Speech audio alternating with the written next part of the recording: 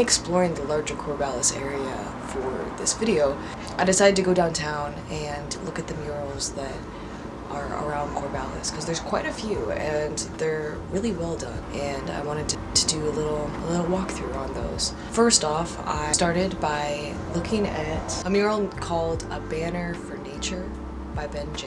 This is a beautiful art piece.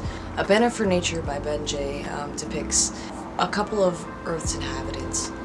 There's an elk, a salmon, a human as well, and I think a hawk or a crow. You know, this was kind of meant to be something where all of these subjects are kind of swirling, melding into each other with the colors, depicting the fact that we can kind of all exist in this larger context of being in nature together. There's a lot of murals with nature inspiring them in Corvallis. We're in a beautiful area nature-wise.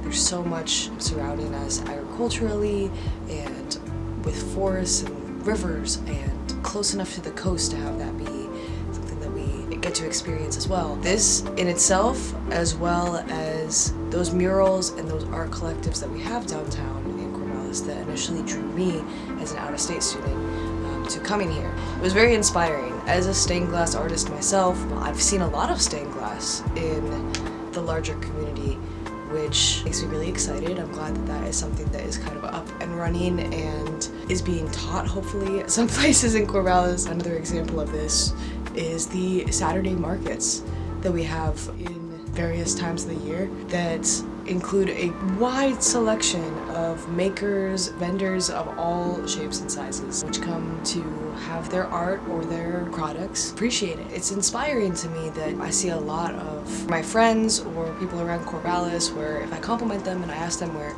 a piece of jewelry is from or a piece of clothing, a lot of the times I will hear that they are from that Saturday market, and sometimes when asked about the price, it's something a little higher than I would expect college students to pay, which means that there is some value for that craftsmanship, for that art, and can see where, you know, that is being valued or put at a priority here in Corvallis.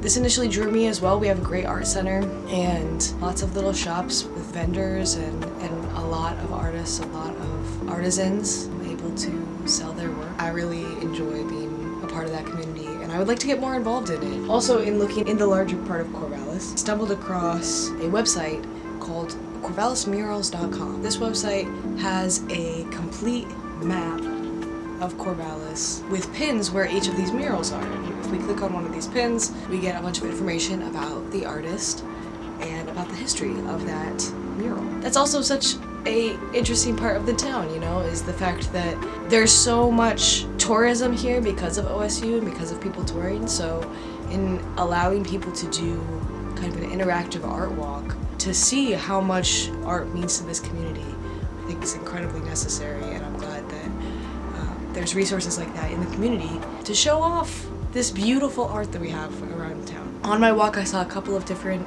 other mediums of art as well, aside from murals downtown. The murals stick out to me as a big part of Corvallis' art community.